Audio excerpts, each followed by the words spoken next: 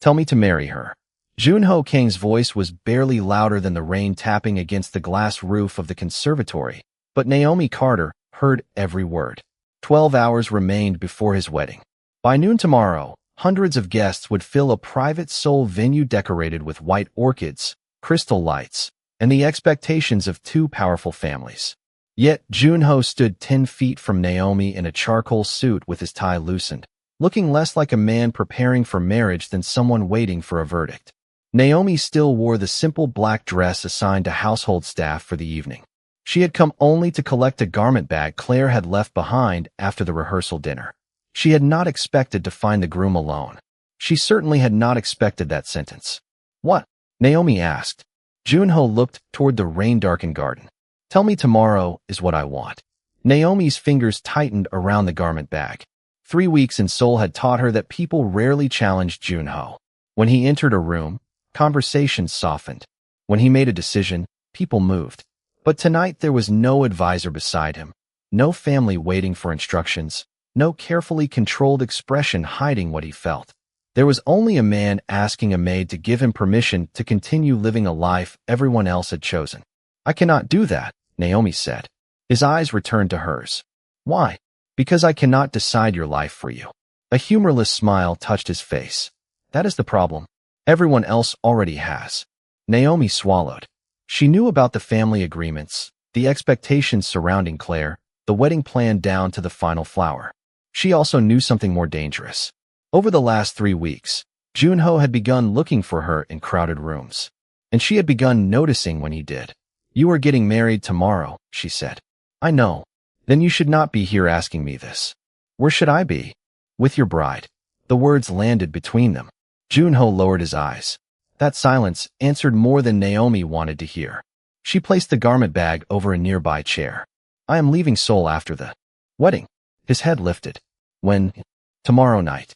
You never told me. I did not owe you that information. Junho absorbed the boundary without argument. Would you stay if I asked? Naomi stared at him.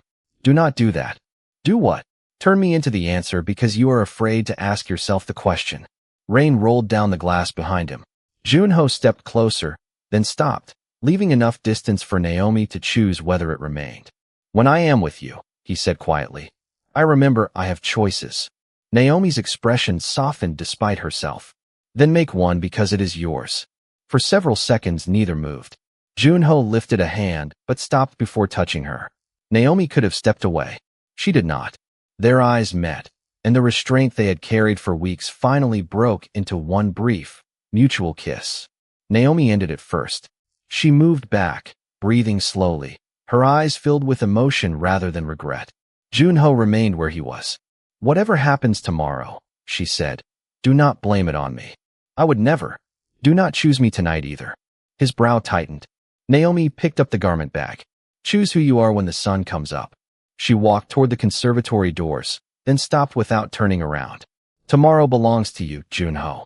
The door closed softly behind her. He stood alone beneath the sound of rain. 12 hours from a wedding everyone expected him to attend, realizing that the woman with the least power in his world had just refused to make the most important decision of his life for him. 3 weeks earlier, Naomi Carter stepped through the arrivals hall at Incheon International Airport carrying one suitcase, one worn leather handbag, and enough determination to remind herself why she had crossed nearly 7,000 miles from Atlanta to Seoul. She had accepted the temporary household contract because 12 weeks of work would pay more than several months at home, enough to help her mother settle overdue bills and give Naomi breathing room she had not enjoyed in years. She had not come looking for adventure. She had certainly not come looking for anyone powerful enough to complicate her life. A driver met her outside and carried her through a city of glowing towers, crowded streets, and unfamiliar signs until the skyline gave way to quieter roads. By the time the black sedan entered the gates of the Kong estate, evening had settled over Seoul. The property was larger than Naomi expected, all pale stone, dark glass, landscaped gardens, and windows glowing gold against the night. Inside, staff moved with practiced efficiency. Wedding preparations occupied nearly every room. White flowers waited in tall containers, garment bags hung from rolling racks, and boxes labeled for the ceremony covered a long table near the service hall. A household supervisor named Mrs. Park greeted Naomi and explained her assignment. She would assist Claire Whitmore personally during the final 3 weeks before the wedding, helping with wardrobe preparation, guest arrangements, and whatever daily needs arose. Miss Whitmore expects discretion, Mrs. Park said. Naomi nodded. She will have it. Claire appeared 20 minutes later wearing cream slacks and a cashmere sweater, elegant even while carrying 3 folders filled with seating charts. She looked Naomi over briefly, not cruelly, but with the efficiency of someone evaluating another item on an enormous checklist. You are Naomi? Yes, ma'am. Atlanta. Yes. Claire handed her a folder. My mother hired additional American staff because she thought communication would be easier. I hope Seoul is not overwhelming. Naomi glanced at the towering windows and the unfamiliar city lights beyond them. I have survived Atlanta traffic at 5 in the afternoon. I think I will manage. Claire blinked, then laughed unexpectedly. Good. I need someone who does not panic. Naomi spent the next hour learning the estate. She memorized hallways, storage rooms, schedules, and names. Near 9 o'clock, she carried a garment box through the main foyer when every nearby conversation suddenly became quieter. Naomi looked up. A Korean man in a dark charcoal suit had entered through the front doors with Daniel Brooks beside him. He was tall, composed, and surrounded by the kind of stillness that did not need explanation. Staff straightened without being told. 2 men waiting near the staircase immediately stepped aside.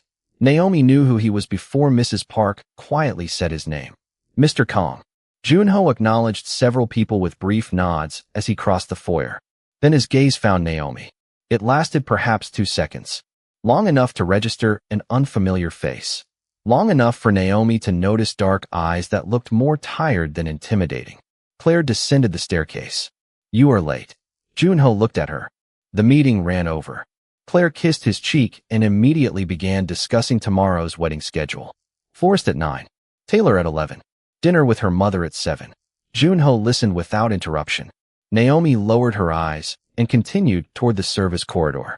She had taken only a few steps when the garment box shifted in her arms.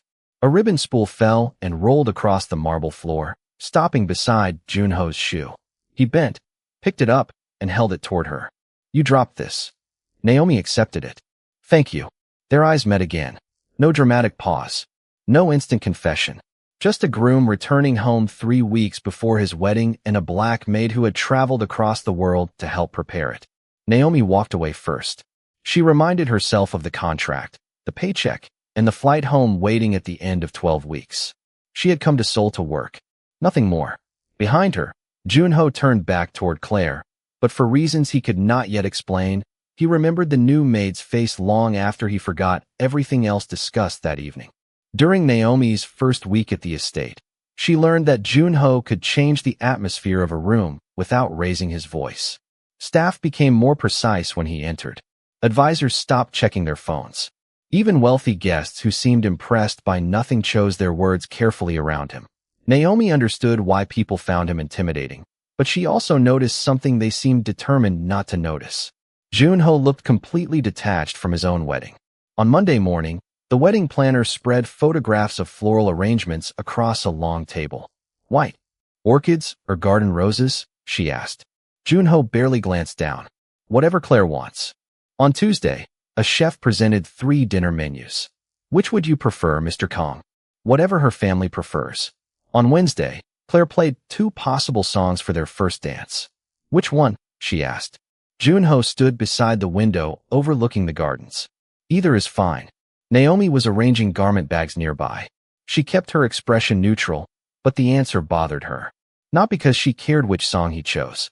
Because she had never heard a groom speak about his wedding as if he were approving office supplies. Later that afternoon, Naomi carried fresh coffee into his study during a meeting. 6 men sat around the table while Daniel Brooks reviewed documents. Junho asked 2 questions, made 1 decision, and everyone immediately began reorganizing their schedules. Naomi placed his coffee beside him. Thank you, he said. She nodded and turned away. Naomi. She stopped. Yes, Mr. Kong. He looked at the cup. No sugar. You left the sweetened one untouched yesterday. Daniel glanced up from his papers. Junho looked almost surprised. You noticed? It is my job to notice. She left before he could answer. The next morning, Naomi entered the breakfast room and found Junho alone. A plate sat untouched in front of him. Mrs. Park said you have not eaten. Does Mrs. Park report everything? Only the things people make obvious. He looked at her, and for the first time Naomi saw the hint of a smile. She poured coffee into his cup. No sugar. You remembered.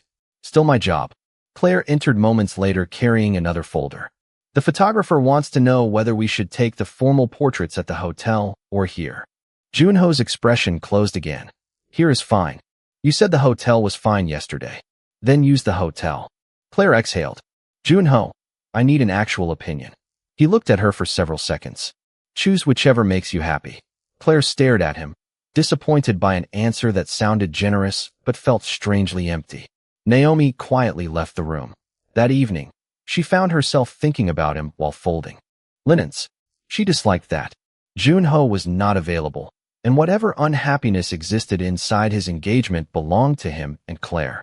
Naomi had come to Seoul for a paycheck, not to investigate the emotional life of the man whose wedding she was helping prepare. Still, over the following days, she began recognizing a pattern. Junho knew exactly what he wanted in business. He knew where people should sit, when meetings should end, which documents required another review. Only when someone asked what he wanted from his wedding did his certainty disappear. Friday evening, Naomi was arranging place cards in the dining room when Junho entered alone.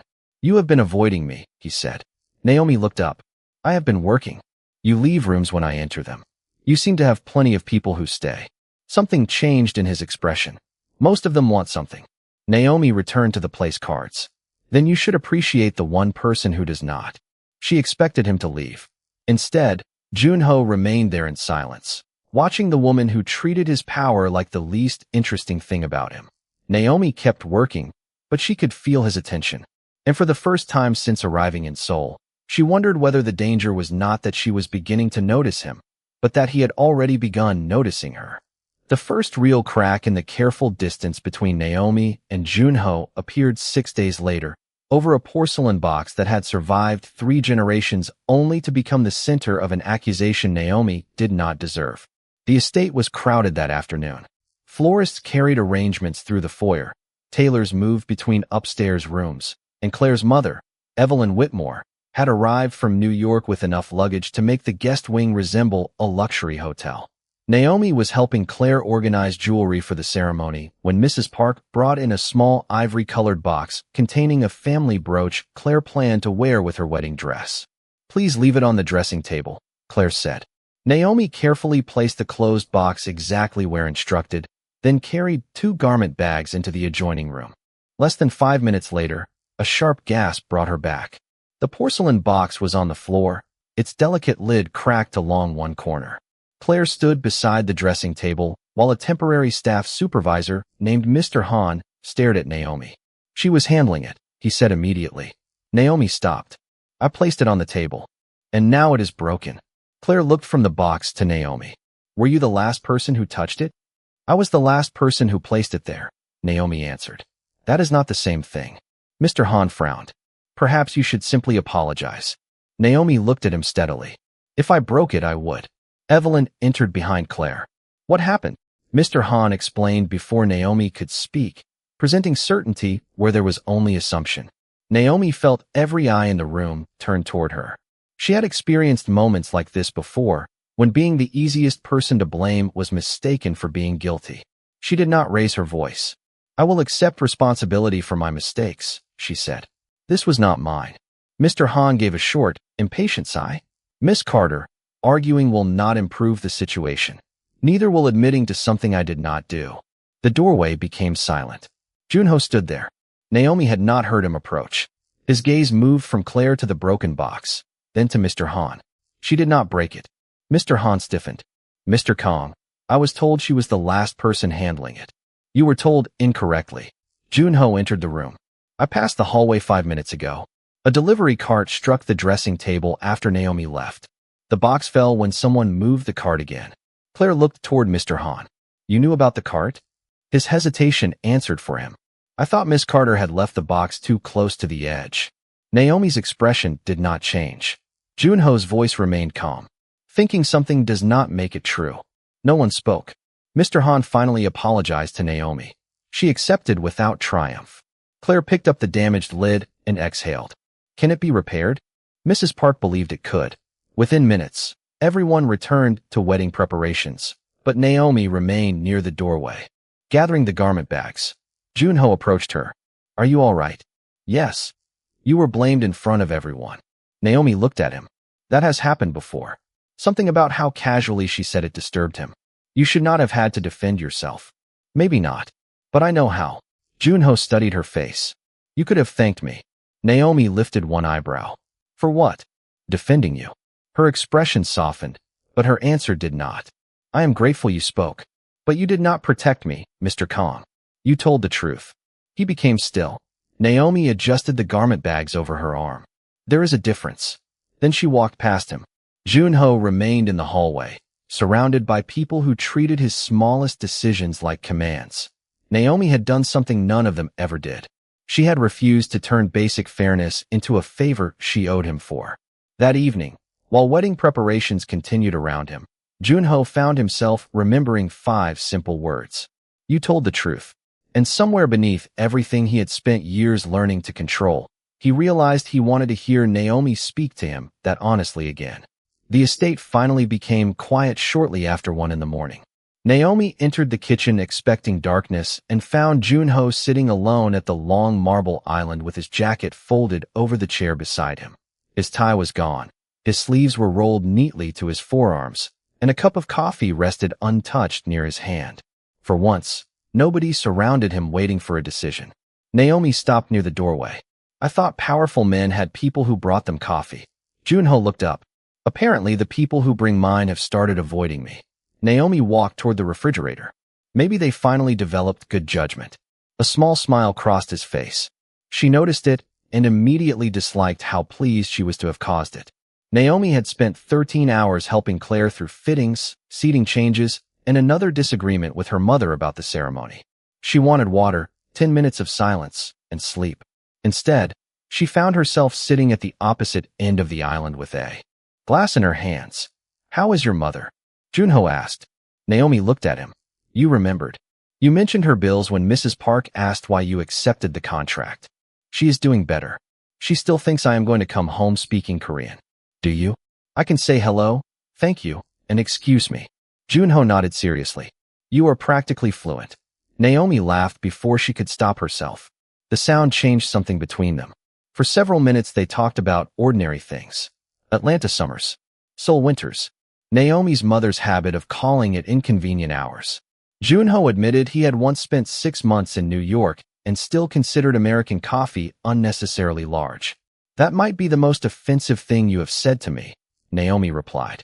I will apologize tomorrow. Put it on the wedding schedule. The word wedding changed his expression.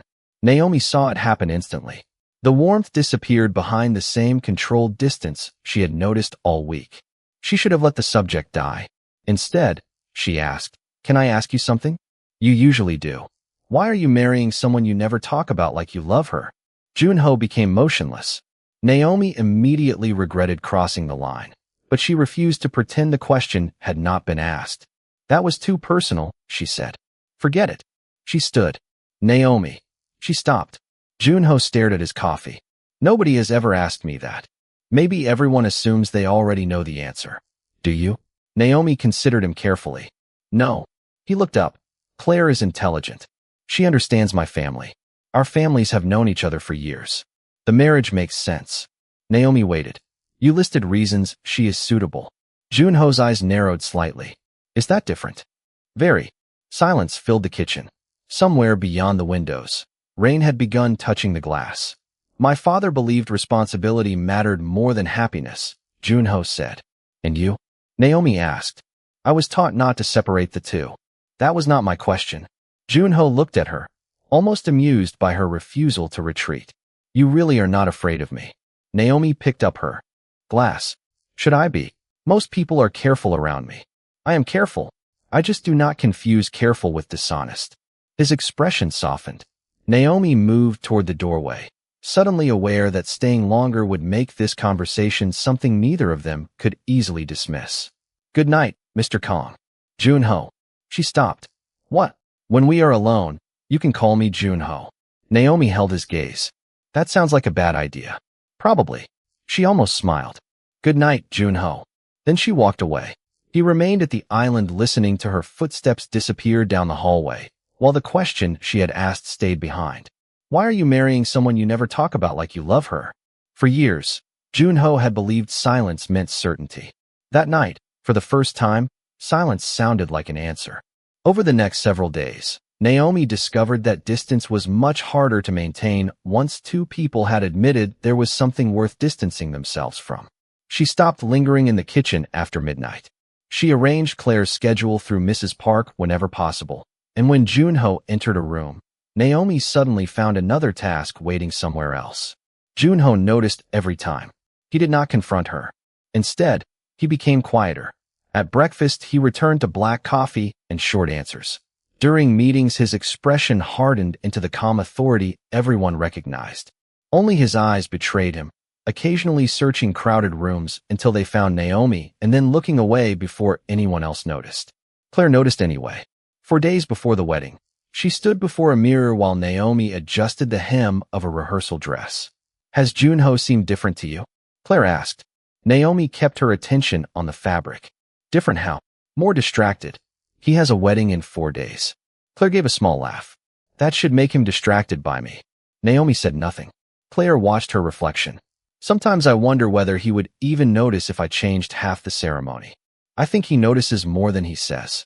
That is not always comforting." Naomi straightened. "The hem is finished." She left before the conversation could become dangerous. That evening, Claire found Junho in his study reviewing documents. "If our families did not need this marriage, would you still choose me?" she asked. Junho slowly closed the folder in front of him. Claire waited. 5 seconds passed. Then 10. Her expression changed before he spoke. "That took too long," she said. "Claire, I am not asking whether I am suitable. I already know I am suitable." She folded her arms. "I am asking whether you want this." Junho looked toward the window. "We agreed to it." That is not an answer. He knew it. So did she. Claire left without another word. The following morning, Naomi went to Mrs. Park and requested permission to end her contract immediately after the wedding instead of completing the remaining weeks. Mrs. Park seemed surprised but agreed after Naomi explained that family responsibilities required her return to Atlanta. By afternoon, Naomi had changed her flight. She would leave Seoul the evening after the ceremony. Junho learned about it from Daniel. Miss Carter changed her departure date. Daniel said quietly after a meeting. Junho looked up. "Why are you telling me?" Daniel's expression remained neutral. "Because you asked me yesterday whether the household staff had confirmed their travel schedules." Junho remembered the question and disliked hearing his own excuse repeated back to him. "When does she leave?" "Tomorrow evening, after the wedding." Junho stared at the papers before him. "Do not change anything." "I was not planning to." Daniel left. Junho remained motionless. That night, he passed Naomi in the hallway carrying folded linens. They stopped several feet apart. "You are leaving tomorrow," he said. "Yes." "Your contract is not finished." Mrs. Park approved it. "That is not what I meant." Naomi's eyes softened, but her voice remained steady. "I know." Junho wanted to ask her to stay.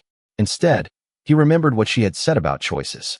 Asking her to remain while he was still preparing to marry Claire would be selfish, and for once he refused to disguise selfishness as authority. "Have a safe flight," he said. Naomi nodded. "Thank you." She walked away. Neither looked back. 2 days before the wedding became one, guests arrived. Flowers filled the estate. Claire smiled for relatives while carrying a question Junho had failed to answer.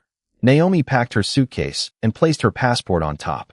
Junho attended the rehearsal dinner and spoke exactly when expected. By 11 that night, rain had begun falling over Seoul. Naomi received one final request from Claire to retrieve a garment bag left inside the estate's glass conservatory. She went alone. 12 hours remained before the ceremony.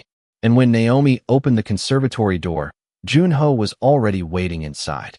Naomi stopped just inside the conservatory, one hand still resting on the door as rain whispered across the glass above them.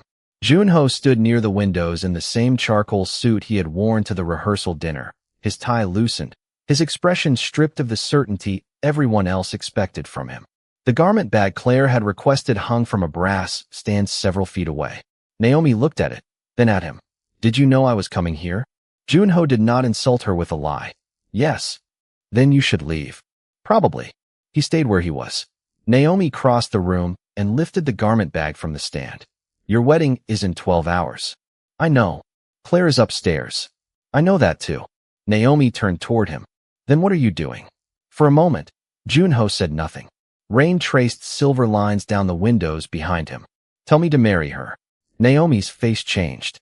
She had imagined difficult conversations with him, but not this one. No. Tell me tomorrow is what I want. I cannot. Why? Naomi tightened her grip on the garment bag.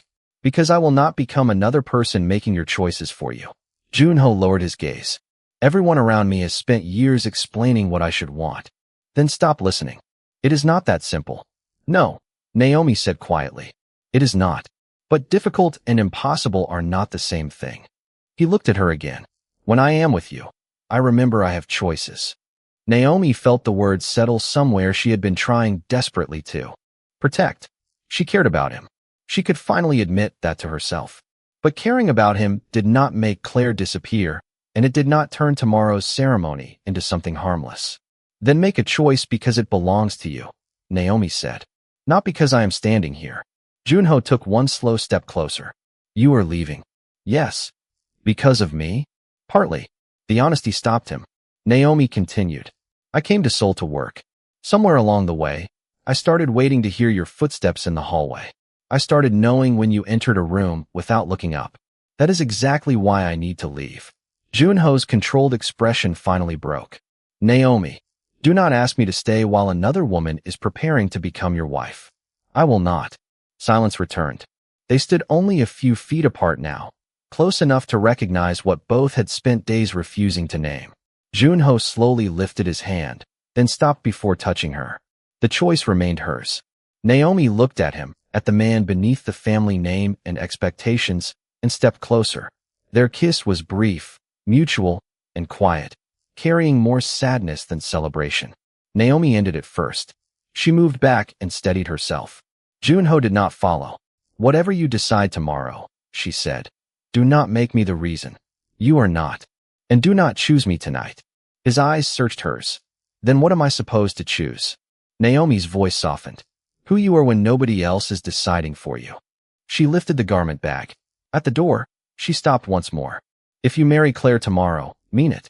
If you cannot mean it, tell her the truth before she walks toward you. Junho stood beneath the rain-darkened glass, absorbing every word. Naomi opened the door. Tomorrow belongs to you, Junho. Then she left him alone. For years, people had obeyed his decisions without questioning what they cost him. The Black Maid with almost no power in his world had done the opposite. She had refused his authority, refused to become his excuse, and refused to accept love without honesty.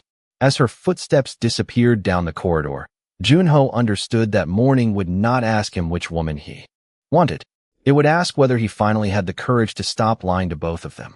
Morning arrived over Seoul beneath a pale gray sky, and by 8 o'clock the Kong estate was already moving with the controlled urgency of a wedding day.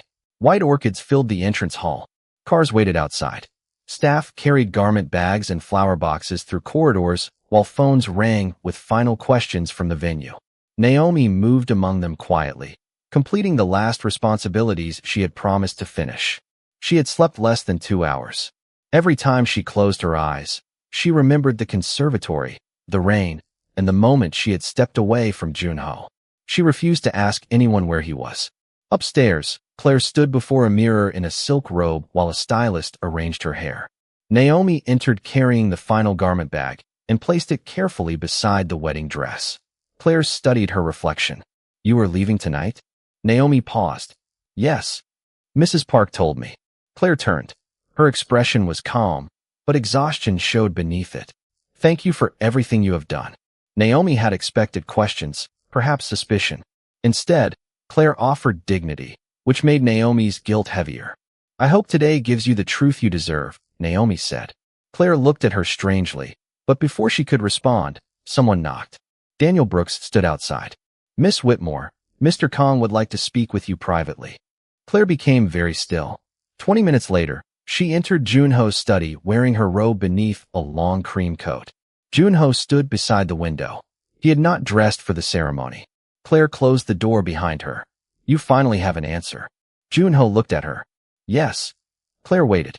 "I cannot marry you today." Her face tightened, but she did not look surprised.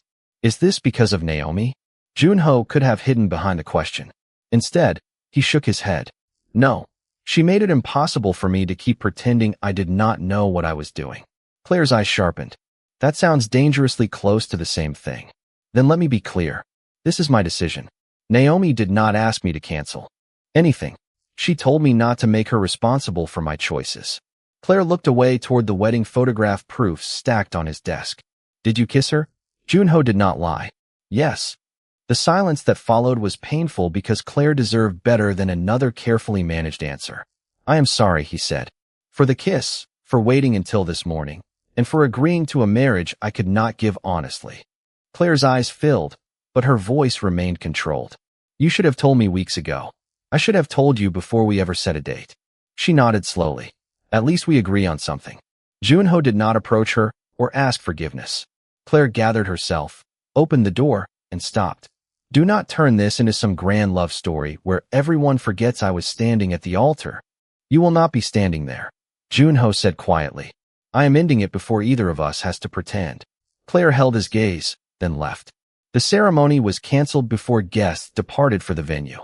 Junho personally informed both families and accepted every question without mentioning Naomi's name.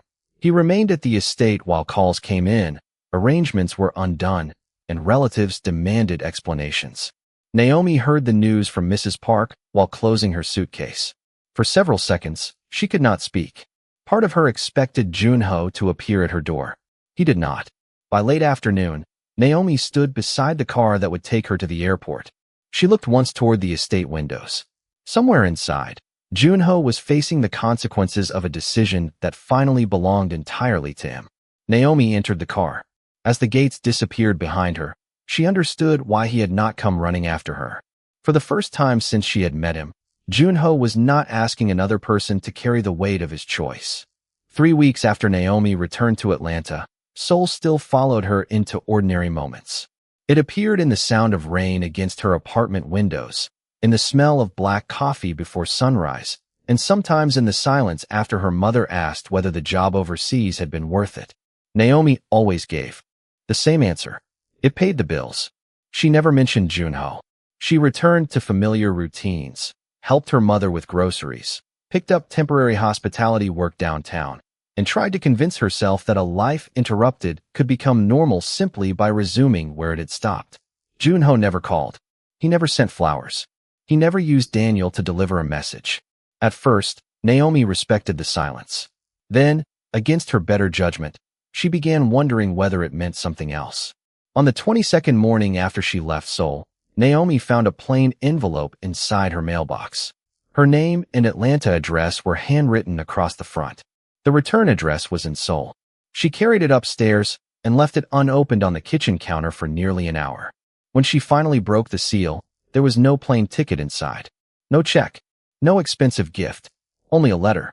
Junho wrote that the wedding had remained canceled. He had spent the weeks afterward meeting both families, accepting responsibility for his decision, and apologizing privately to Claire without asking her to forgive him. He wrote that he had thought about traveling to Atlanta immediately, then realized doing so would repeat the same mistake he had made in the conservatory, turning emotion into action before accepting its consequences. Near the bottom, one sentence made Naomi stop. "You told me to choose who I was when nobody else was deciding for me. I am still learning the answer." Naomi read the final lines twice. "If you ever return to Seoul, come because you choose to. If I ever come to Atlanta, I will ask first." She folded the letter carefully. The doorbell rang. Naomi froze. For one unreasonable second, her heart knew before her mind allowed the possibility. She crossed the apartment and opened the door. Junho stood in the hallway. No charcoal suit. No advisor. No driver waiting behind him. He wore a dark coat over a simple white shirt, and for perhaps the first time since Naomi had met him, he looked like a man who had arrived somewhere without expecting the world to rearrange itself around him. Naomi stared at him. You mailed a letter from Seoul and then came here. The letter left before I did. That is ridiculous. Daniel said the same thing. Naomi almost smiled, then stopped herself. Why are you here? Junho did not reach for her. To ask a question. You traveled nearly 7,000 miles for a question. You traveled nearly 7,000 miles for a job. That paid me. Fair point. Silence settled between them, but it was different now. No wedding waited the next morning. No bride waited upstairs. No employment contract placed Naomi beneath him. Junho looked into her eyes. I did not end the wedding so I could claim something from you. Naomi listened. I ended it because marrying Claire would have been dishonest to her and to me. What happened afterward was mine to answer for. And Claire, she wants distance. I respect that. Naomi nodded. That answer mattered. Junho drew a slow breath. I do not know what happens between us. Neither do I. Good. Naomi raised an eyebrow. Good. It means nobody has decided it for us. That finally brought a small smile to her face. Junho glanced toward the apartment behind her, then back at Naomi. The man who once needed only to enter a room for people to make space now remained exactly where she had left him, outside her door. May I come in? He asked. Naomi studied him for several quiet seconds. She thought of Seoul, the conservatory, Claire, the canceled wedding, and the man who had finally learned that wanting something did not make it his. Then Naomi stepped aside. You may? Junho crossed the threshold only after she gave him permission. Nothing had been promised. Nothing had been forgiven simply because he had traveled across the world. But for the first time, there was no bride, no contract, no family arrangement, and no borrowed excuse standing between them.